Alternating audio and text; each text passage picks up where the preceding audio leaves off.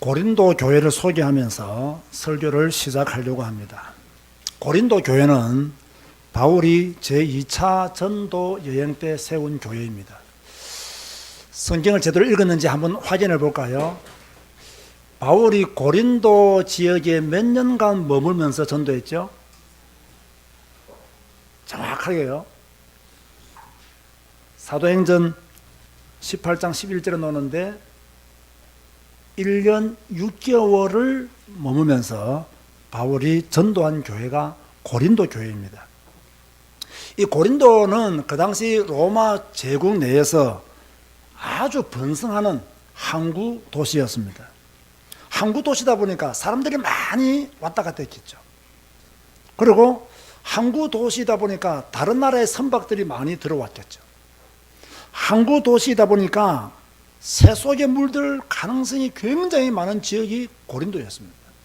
항구 도시이다 보니까 우상 숭배는 물론이요, 철학, 여러 가지 우상들이 고린도를 통해서 들어왔고, 그런 고린도의 분위기들이 성적인 타락까지 이어지는 그런 모습들이 바로 고린도에 있었습니다.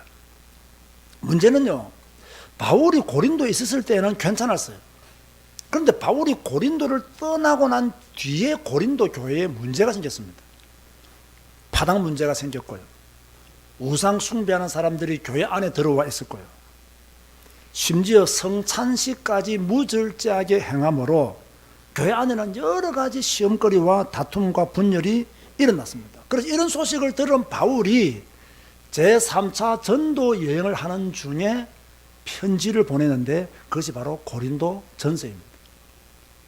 여러분, 한 가지는 명심하셔야 됩니다. 지구상에 있는 교회는요, 완전하지 못합니다. 그 어떤 교회도요, 지구상에 있는 교회는 천국이 아닙니다. 바울이 누굽니까? 갈라디아 교회를 바울이 세웠습니다. 그런데 그 교회 안에 다른 복음이 들어갔습니다. 바울이 누굽니까? 데살로니가 교회를 바울이 세웠습니다. 그런데 바울이 떠나고 난 뒤에요, 이 종말 때문에 데살로니가 교회가 시끄러웠어요. 바울이 누굽니까? 복음의 생명 근자가 아닙니까? 정확한 복음을 전했던 사람이 아닙니까? 그 사람이 1년 6개월 동안 사역했던 이 고린도 교회가 세상 풍속으로 말미암아 완전히 무너지고 말았습니다. 자, 그럼 우리 제자교회는 어떨까요? 저는 바울보다 훨씬 못한 사람이거든요. 바울이 세운 교회도 문제가 많았는데 그럼 우리 교회는 조용하겠냐는 거죠. 조용했으면 좋겠지만 조용하지 않을 수 있다는 이야기예요. 그렇다고 시끄럽다는 이야기도 아닙니다. 고린도 교회가 그렇게 많은 문제를 가지고 있었는데 우리 교회는 그런 문제가 없겠느냐? 있을 수가 있습니다. 하지만요, 잘 들으세요. 문제를 바라보면 실패합니다. 문제 속에 빠지면 실패합니다. 문제를 뛰어넘어서 하나님의 계획이 무엇인가를 볼 수 있는 눈이 있어야 돼요. 이게 믿음입니다. 문제 속에 빠지면 여러분이 죽습니다. 문제를 못 이기면 여러분이 실패합니다. 문제는 항상 있습니다. 이 땅에 사는 날 동안 문제는 항상 있습니다. 그 문제를 바라보면 실패한다니까요. 그 문제를 바라보면 무너져요.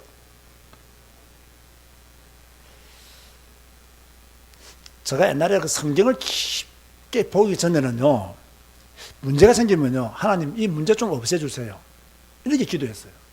이거 골치 아픕니다. 하나님 이거 좀 제거해 주세요, 이렇게 기도를 했어요. 근데 성경을 자세히 보니까요, 하나님의 가장 큰 응답과 축복은요, 문제 뒤에 다 왔어요. 성경을 잘 보세요. 하나님의 기적이 언제 왔느냐? 문제 뒤에 왔습니다. 하나님의 응답이 언제 왔느냐? 어떤 사건 뒤에 왔습니다. 하나님이 예비해 놓은 축복이 언제 왔느냐? 막 사람들 문제로 시달리고 그럴 때 옵니다. 그러니까 우리는 하나님의 방법을 잘 알아야 돼요. 우리가 왜 성경을 봅니까?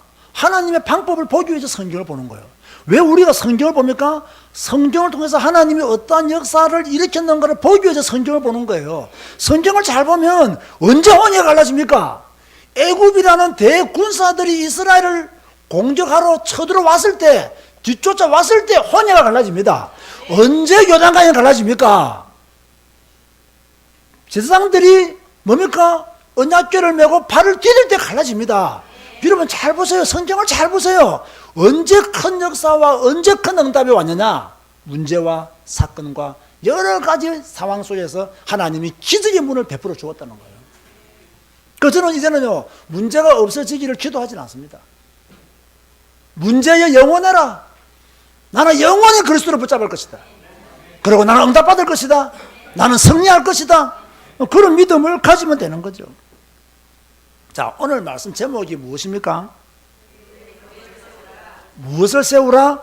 교회의 덕을 세우라. 꼭 기억하세요. 누가 세워야 됩니까? 여러분이 세워야 돼요. 내가 세워야 돼요. 여러분, 솔직히요, 사람들이 가지고 있는 영적인 문제가 많잖아요. 저는 오히려 영적인 문제 이런 말을 잘 사용하지 않습니다. 왜냐하면 영적인 문제를 이런 말 사용하게 되면요, 자기의 잘못을 구체적으로 알지를 못해요. 우리의 잘못을 구체적으로 알아야 되거든요. 그래서 저는 막 영적인 문제 가지고 건강한 사람도 상처 주기보다는요, 우리가 가지고 있는 진짜 그야말로 영적인 문제, 또 숨어있는 문제 중에 최고의 큰 문제는요, 저는 이기심이라고 생각해요. 이기심. 여러분, 왜 고린도 교회에 이렇게 많은 문제가 생겼을까요?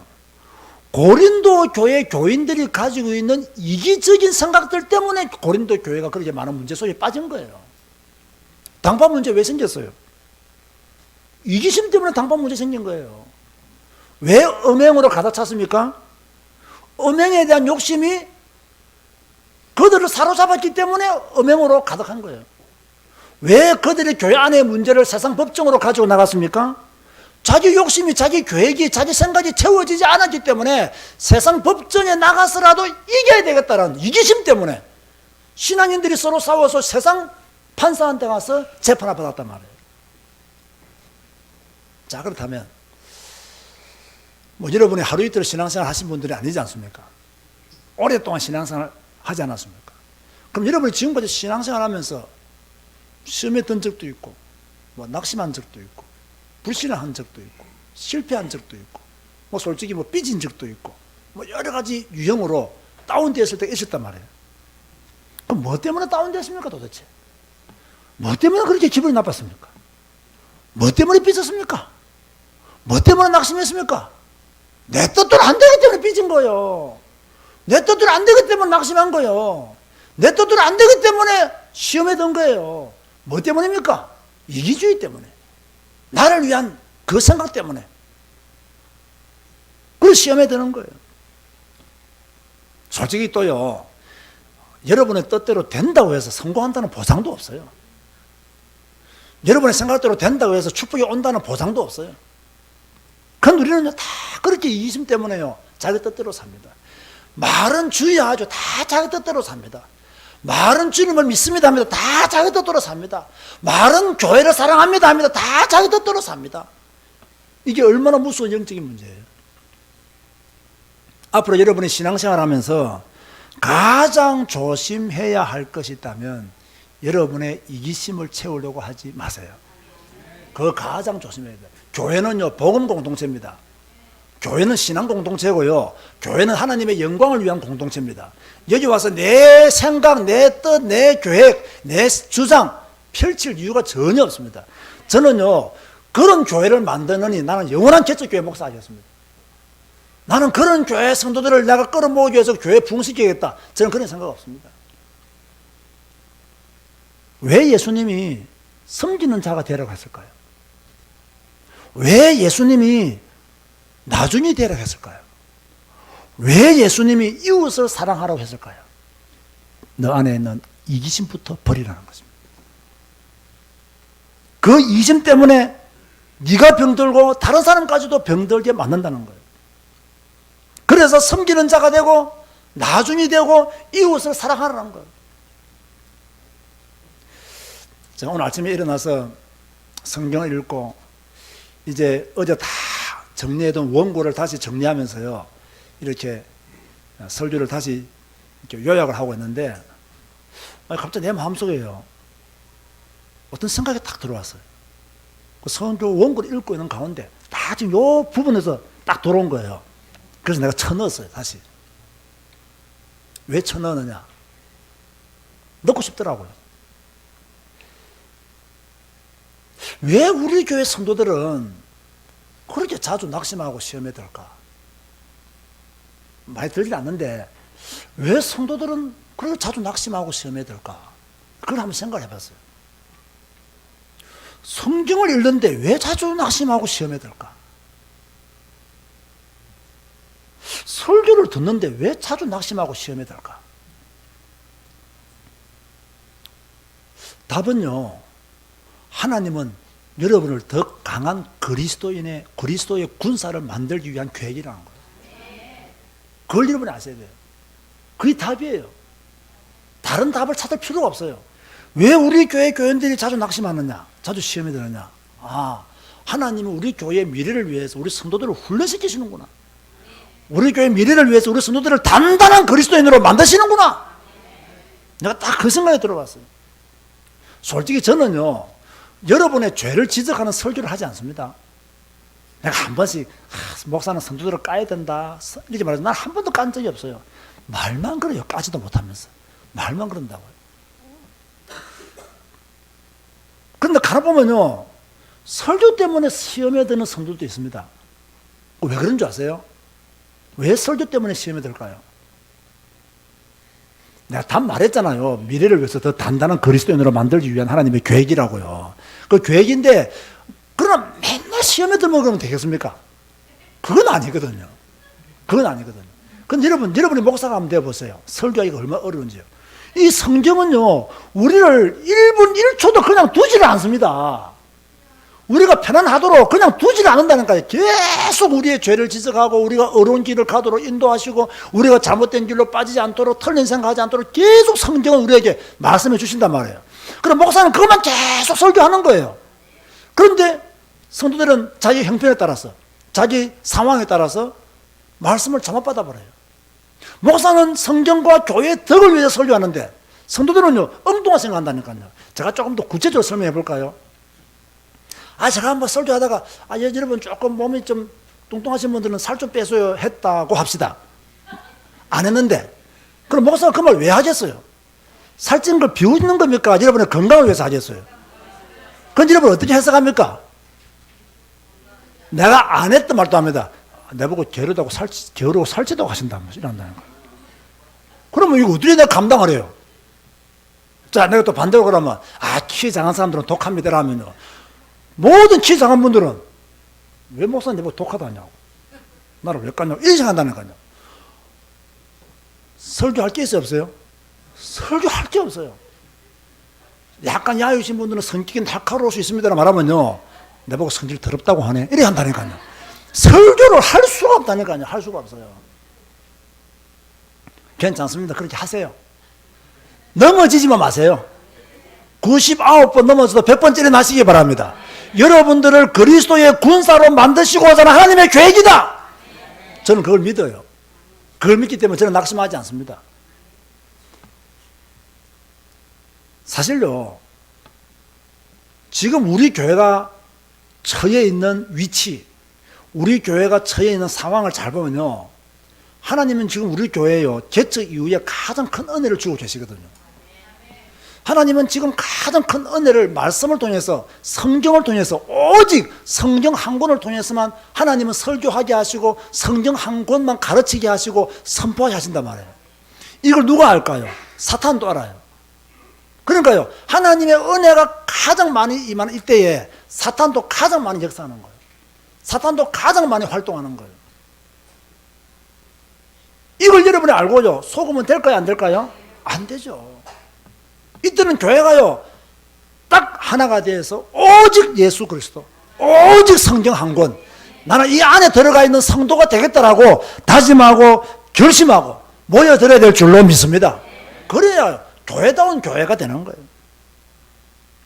자, 오늘은 우리가 고린도전서 14장 전체를 보아야 되는데요, 시간 관계상 보지는 못하고 제가 요약을 했습니다. 바울이 방언과 예언에 대해서 계속 설교를 하고 있어요. 계속 메시지를 주고 있어요. 그러면 이 방언에 대한 바울의 견해는 어떠한가? 주보에 보시면요, 방언은 사람에게 하지 아니하고 누구께 하는 것이다? 하나님께 하는 것이다. 방언은 누구의 덕을 세우기 위해서 하는 것이다? 자기의 덕을 세우기 위해서 하는 것이다. 방언은 누가 있어야 된다? 통역하는 사람이 있어야 된다. 방언은 알아듣지 못하면 허공에 말하는 것이다. 1만 마디의 방언이 가르치는 5마디의 말보다 못하다. 방언은 누구를 위한 표적이라고요? 믿지 아니하는 자들의 표적이다. 만약에 교회 모여서 전부 다 방언을 하면 세상 사람들이 우리를 보고 뭐라고 말한다고요? 미쳤다라고 말한다 라고 하는 것이 고린도전서 14장에 나와 있는 바울의 방언에 대한 견해예요. 자, 그렇다면 바울은 그럼 예언에 대해서는 어떤 견해를 가지고 있었냐? 여러분, 여기서의 예언은요, 미래의 일을 미리 말하는 것이 아닙니다. 하나님의 말씀을 선포하고 하나님의 말씀을 가르치는 것을 가르치기 위해서 예언이라고 그렇게 바울이 말을 했거든요. 그런데 바울이 말하면서 예언을 사모하라 그랬어요. 그리고 예언은 사람에게 말하는 것이며 덕을 세우며 권면하며 위로하는 것이다 그랬어요. 예언하는 자는 교회의 덕을 세운다고 했습니다. 1만 마디의 방언보다 예언의 말씀 5마디가 낫다라고 했습니다. 예언은 믿는 자들을 위한 것이다 그랬습니다.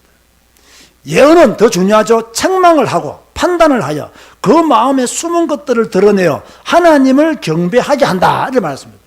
다시 말해서 하나님의 말씀을 가르침으로 하나님의 말씀을 선포함으로 이 말씀을 듣는 분들이 자기 문제를 발견하고 내 문제가 이것이구나, 내가 숨어있는 문제가 이것이구나, 그걸 발견하고 하나님을 경배하는 자리로 나오게 만드는 것이 예언이라는 거예요. 요 틈새에 사탄이 끼어서 오해하게 만들고 착각하게 만들고 시험에 들게 만든다는 거예요. 자, 그렇다면 방언과 예언에 대한 것을 제가 기본적으로 정리했습니다. 그러면 바울이 방언과 예언에 대한 결론이 뭐냐? 그게 바로요 14장 39절과 40절 말씀이에요.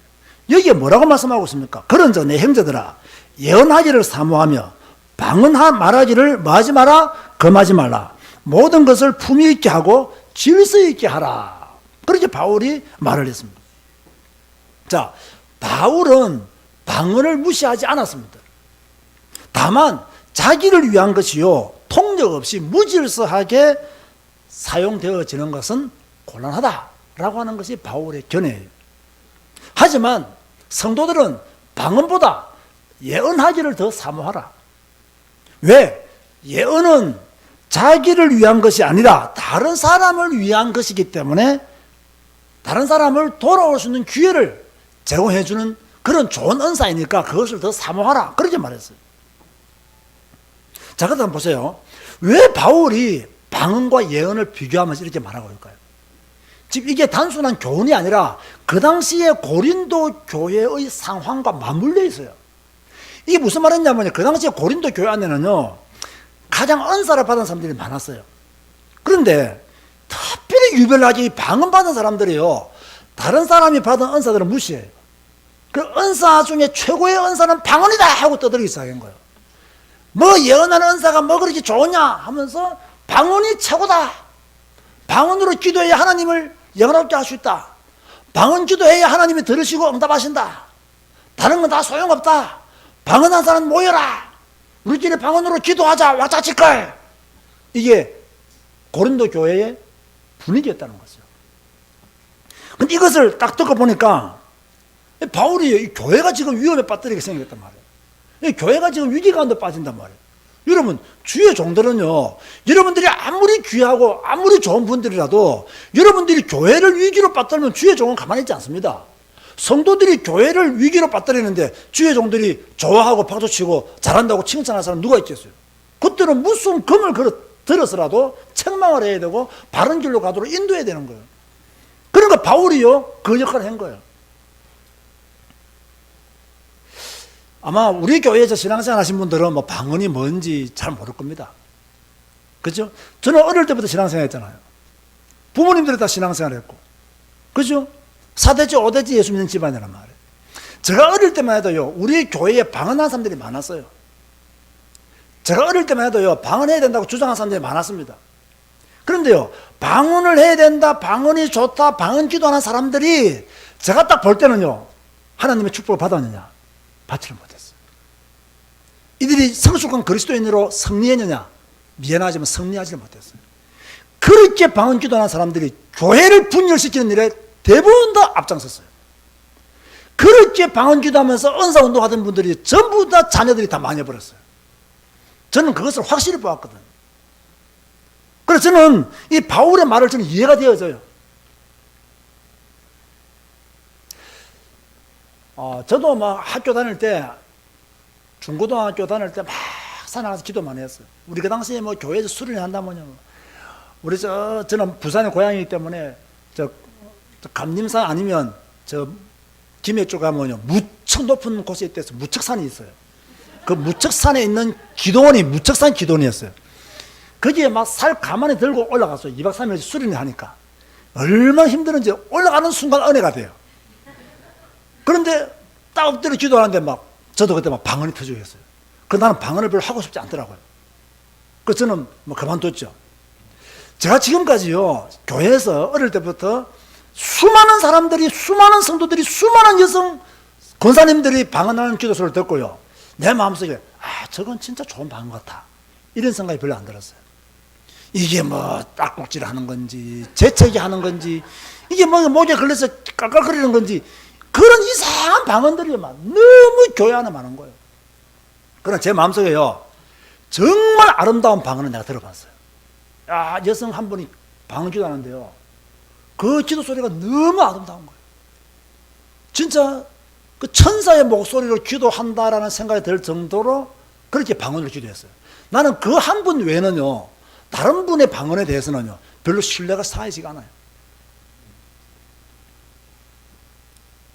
또 그리고 여러분, 꼭 뭐 방언으로 기도할 필요 있습니까?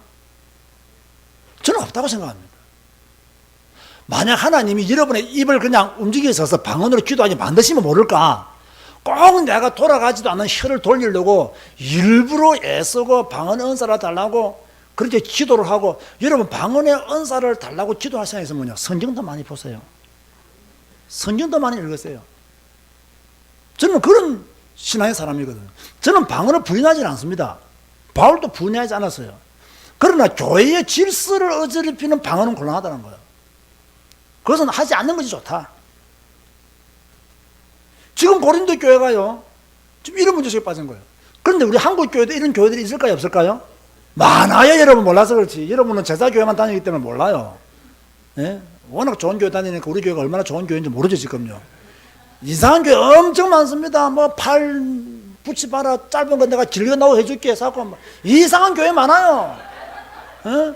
이상한 교회 많다고 내가 기도하면 뭐 이빨이 금으로 변한다 해서 그 미친놈들 많다니까요, 교회 안에.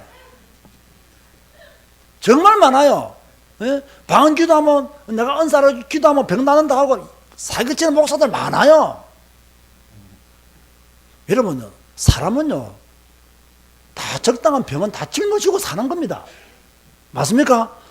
너무 여러분 뭐 조금의 그 어떤 불편함이 있는 거예요. 너무 고쳐들 하지 마세요. 다시 말해서요, 자, 연세가 들면 무릎이 아파요, 안 아파요? 아프잖아요. 우리 어머니도 내 전화 걸면요, 무릎이 아프다 하면서. 그러니까 연세가 드시면 무릎 아픈데 그 말도 섭섭한가 봐요. 연세가 드시면 무릎 아프다면 그 말도 섭섭하더라고요. 그 내가 뭐 아들이니까 뭐 그럼 우짜게는 뭐 참으소 뭐. 아니면 뭐 병원 한 가보세요. 내가 뭐 할 말도 있으면 뭐 있습니까 뭐. 그리고 뭐 내가 우리 어머니가 권사지 않습니까? 그래서 내가 권사님 괜히 하나님한테 무릎 낮게 해달라고 자꾸 기도하지 말라고, 하나님도 곤란하다고. 자, 그러지 말고 어머니가 잘 건강관리 잘 하셔서 무릎이 안 아프도록 하시라고 내가. 그렇게 말씀하시면요, 우리 어머니는 또 내 말을 다 알아들어요. 또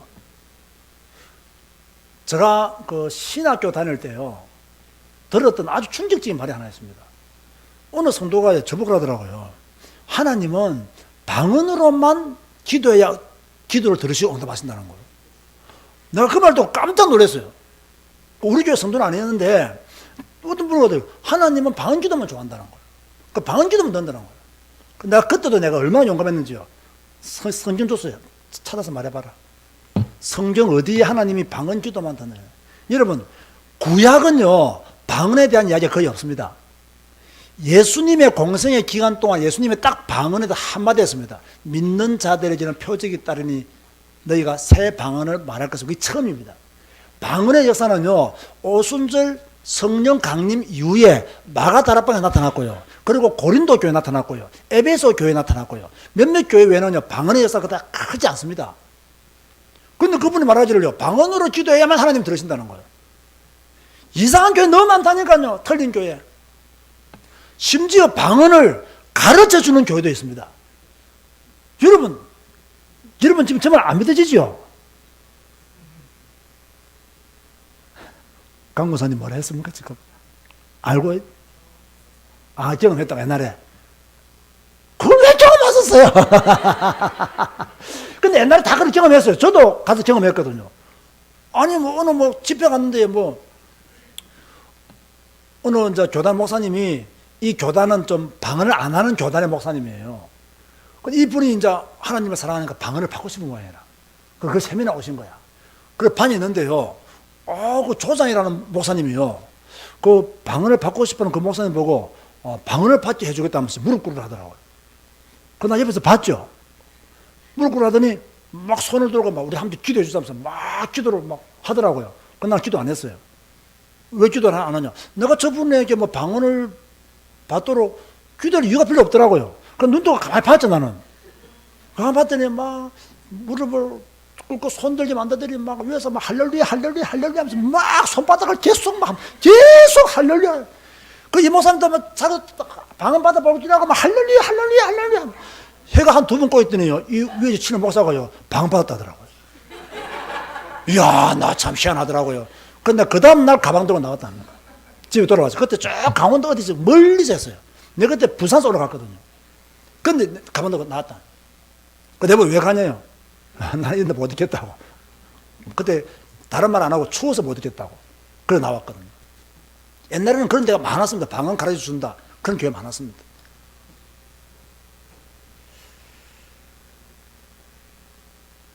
참 성경을요, 이상하게 봐요.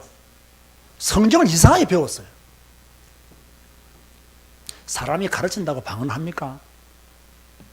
여러분, 제가 오늘 욕을 얻어먹을 각오하고 이야기하는데요. 한국교회 교인들이 하는 방언의 99%는 하나님이 주신 방언이 아닙니다. 솔직히 말해서요. 여러분, 무당도 방언합니다. 귀신 들린 자 방언합니다. 방언의 역사 속에요, 사탄의 역사가 얼마나 많은지 몰라요. 그걸 모르는 성도들이 너무 많아요. 자기가 방언하면 다 사도행전 이상의 방언인 줄 알아요. 몰라도 한참 성경을 모르는 사람하고 있어요. 자, 우리는 지금요, 왜 고린도 교회 안에 이런 문제가 생겼느냐? 자기의 덕을 세우기 위해서 방언 기도, 방언의 은사만 강조하다가 교회가 혼란에 빠진 거예요. 지금도 이런 교회, 한국 교회에 있다니까요. 저는 목사지만은요, 여러분도 마찬가지고, 우리가 하나님의 사람으로서 우리는 항상 머리에 끼게 됩니다. 교회의 덕을 위해서 살자. 교회의 덕이라는 단어를 꼭 기억하셔야 돼요. 교회의 덕을 위해서 나는 살아야 되겠다. 고린도서 14장 1절에 보면 바울이 사랑을 추구하며 신령한 것들을 사모하되 특별히 예언하기를 사모하려 했거든요. 왜 예언하기를 사모하려 했냐면요, 교회의 덕을 세우기 때문에. 4절 보시기 바랍니다. 다시 오늘 본문을 보겠습니다. 성경을 보세요. 방언을 말하는 자는 자기의 덕을 세우고 예언하는 자는 교회의 덕을 세우나니 했습니다. 12절 보세요. 그러므로 너희도 영적인 것을 사모하는 자인즉 교회의 덕을 세우기 위하여 그것이 풍성하기를 구하라 했습니다. 26절 보세요. 그런즉 형제들아 어찌할까? 너희가 모일 때에 각각 찬송시도 있으며 가르치는 말씀도 있으며 계시도 있으며 방언도 있으며 통역함도 있나니 모든 것을 무엇을 세우기 위해서 하라? 덕을 세우기 위해서 하라.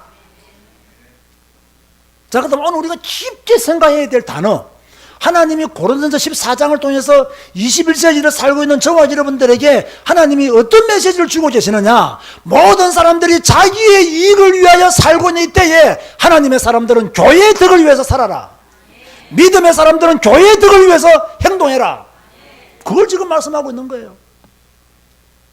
우리 모두는 하나님의 사람들이잖아요. 하나님의 사람들은 자기의 이익을 따라 사는 사람들이 아닙니다. 하나님의 사람들은 하나님의 영광과 교회의 덕을 위해서 살아야 돼요. 아멘 하시기 바랍니다. 그렇다면 지금 여러분은 교회의 덕을 세우고 있는가입니다. 자기의 덕을 세우고 있습니까? 교회의 덕을 세우고 있습니까? 이것도 저것도 아니면 자기 문제에 빠져서 헤매고 있습니까? 여러분 마음속으로 답하세요. 여러분의 신앙생활의 목적이 자기의 덕을 세우는 데 있습니까? 교회의 덕을 세우는 데 있습니까? 여러분들이 교회를 섬기는 이유가 자기의 덕을 세우는 데 있습니까? 교회의 덕을 세우는 데 있습니까? 여러분이 헌금을 드리는 것, 자기의 덕을 위해서 드리는겁니까? 교회의 덕을 위해서 드리는 겁니까? 순서가 잘못되면 안 돼요. 여러분, 자기의 덕을 세우려고 했던 고린도 교회, 그 자기의 덕을 강조했던 방언의 은사를 받은 사람들을 통해서 일어난 고린도 교회의 문제가요, 분열과 다툼과 분쟁이었습니다. 무슨 말입니까? 교회 안에서 나의 유익을 위해서 말한다면, 나의 유익을 위해서 뭔가를 말한다면 그것은 곧 교회의 분쟁과 다툼으로 연결된다는 것을 고린도전서 14장을 통해서 말씀하시는 것입니다.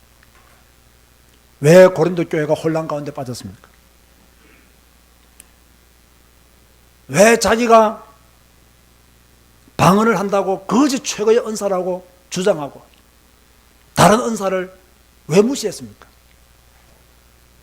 여러분 잘 들으세요. 교회는 그리스도 안에서 하나입니다. 엄기가 말하면요, 잘난 사람도 없고 못난 사람도 없어요.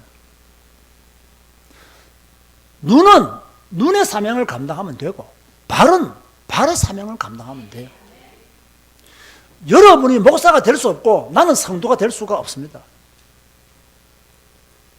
하나님이 여러분 각자에게 주신 은혜가 있어요. 하나님이 여러분 각자에게 주신 사명이 있어요. 그 사명 감당하면 돼요. 다른 사람과 비교할 필요 있어요, 없어요? 없으면 돼요. 누가 전도를 잘한다, 박수만 쳐주면 돼요. 누가 기도를 잘한다, 박수만 쳐주면 돼. 누가 성경을 열심히 읽는다, 박수만 쳐주면 돼. 전도 잘하면 뭐해? 설거지 당번 때 도망갔는데 이러면 안 된다는 거예요. 성경 읽으면 뭐해? 성질이 더러운데 이러면 하면 안 된다는 거죠. 지금 제 말이 이해됩니까? 교회는 그런 곳이 아니라는 거예요. 사랑하는 우리 제자교회 성도 여러분, 저는 오늘 고린도전서 14장을 통해서 여러분에게 권면합니다. 교회 안에서 자기의 덕을 세우지 마세요. 다른 사람의 덕을 무시하지 마세요. 우리는 하나님을 사랑하고 이웃을 사랑해야 됩니다. 무슨 말입니까? 나의 것만 최고라고 말하지 말고, 내가 깨달은 것만 최고라고 말하지 말고 이웃을 인정하고 다른 성도를 인정하고 섬길 줄 아는 성도가 되어야 될 줄로 믿습니다. 저는 가끔씩 제 주위에 있는 분들 중에서요, 자기가 깨달은 복음이 최고라고 말하는 분들이 들어있습니다. 자기가 깨달은 뭔가가 최고라고, 이거 말고는 다 버려야 된다고 그렇게 말하면서요, 욕심이 엄청 많더라고요. 자기는 버리지도 못해. 그런데 문제는 내가 왜 이걸 지적하냐면요, 내 것이 중요하면 남의 것도 중요하다는 거예요. 그죠? 아니, 눈이 발보고 너는 움직이도, 너는 보지도 못하는 놈이 하면서 내가 없으면 네가 어떻게 움직여? 이렇게 말하면요, 발은 뭐라 하겠어요? 야, 네 보면 뭐해? 내가 움직여야지. 이런 서로 욕하는 꼴이란 말이에요, 교회 안에서. 그죠? 눈은 잘 봐주는데 발은 그 본대로 잘 가면 되는 거예요. 이렇게 각자의 사명이 있는 거예요. 그러니까 여러분도요, 각자의 사명이 있어요. 다른 사람의 사명을 무시하거나 질투하거나 시기할 필요가 없어요. 다른 사람이 받은 복을 뭡니까? 질투할 필요가 없어요. 내가 받은 복을 헤아려 보고 그 믿음 안에서 내가 교회를 섬기면 되는 거예요. 이걸 교인들이 잘 못해요. 다시 말합니다. 교회 안에서 자기의 덕을 세우려고 하지 마세요. 자, 그렇다면 오늘 이 말씀이 주는 교훈이 뭐겠습니까, 우리에게? 교회에 유익을 주지 못하는 것은 멈추라는 겁니다. 방언이 교회에 유익이 되지 못한다면 멈추라 이거예요. 네가 받은 은사가 중요한 은사이면 알겠다. 그러나 네가 받은 은사 때문에 교회가 시끄러우면 어떻게 해라? 멈추라 이거예요. 제가 조금 더 여러분을 찔러볼까요? 아파하시기 바랍니다.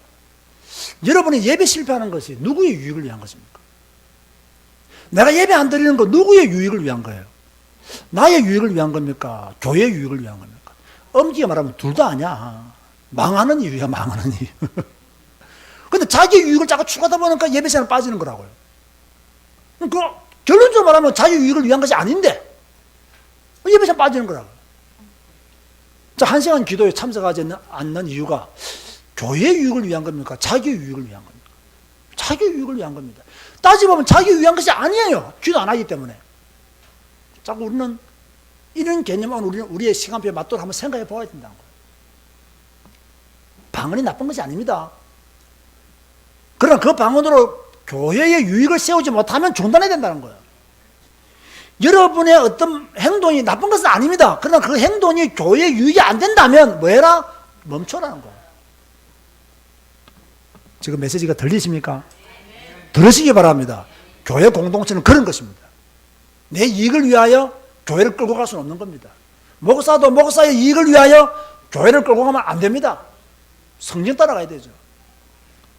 자, 그리고 교회 안에서 무절제한 행동은 멈추라는 겁니다. 하지 말라는 겁니다.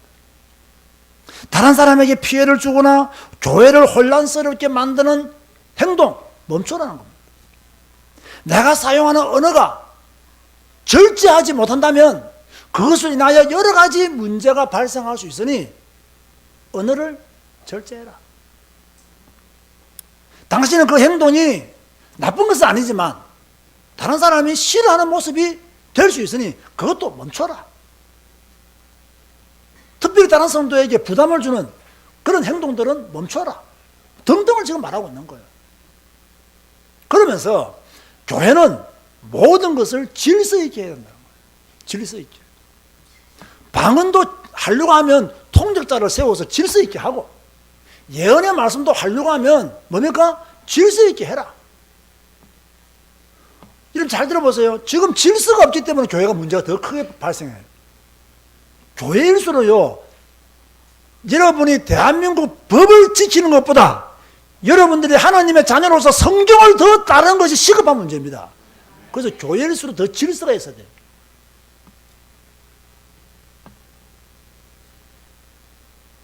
자, 오늘 설교 제목이 무엇입니까? 오늘 설교 제목이 무엇이죠? 큰 소리로 말하세요. 설교 제목이 무엇이죠? 설교 제목이 무엇이죠? 교회의 덕을 세우라. 나의 덕을 세우려고 하지 마라. 교회의 덕을 세우라.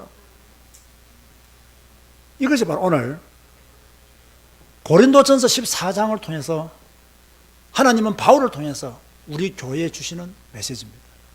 이번 한 주간 교회의 덕을 세우는 일에 초점을 맞추시기 바라고 그 방향을 따라 순종하는 여러분 되시기를 주님의 이름으로 축원드립니다. 기도하시겠습니다. 주님 감사합니다. 오늘 고린도전서 14장을 통해서 우리가 무엇을 해야 될지를 알려주셔서 진실로 감사를 드립니다. 방언도 중요하고 무시할 수 없는 것이지만 그것으로 인해서 교회가 혼란스러우면 바울은 멈추라고 했습니다. 우리의 말과 행동이 또 우리의 질서 없음이 이제는 교회에 유익이 되지 못한다면 멈추게 하여 주옵소서. 이제는 하나님의 영광과 교회의 유익을 위해서 살게 하시고 자기의 유익을 위해서 말하는 자가 되지 않도록 은혜 베풀어 주옵소서. 자기의 유익을 위해서 말하면 결국 분열이, 다툼이, 분쟁이 왔다는 것을 우리는 고린도전서를 통해서 확인하고 있습니다. 그런 자가 아니라 우리는 하나님의 영광을 위해서 우리 자신을 기꺼이 드리는 믿음의 사람들이 되게 하여 주옵소서. 주님, 이것마저도 우리 힘으로 할 수 없습니다. 그래서 우리는 말씀 읽고 그 말씀에 복종하고 그 말씀 붙잡고 기도하고 그 말씀 안에서 살기를 원합니다. 주여, 우리를 기억하여 주시사 이 땅에 사는 날 동안 하나님의 교회를 어순여기지 않도록, 하나님의 교회를 무시하지 않도록, 하나님의 교회를 거룩하게 섬기며 주님의 그 다시 오시는 그날까지 믿음의 승리를 거두는 우리 모두가 되어지게 하여 주옵소서. 우리 구주 예수 그리스도 이름으로 기도드리옵나이다. 아멘.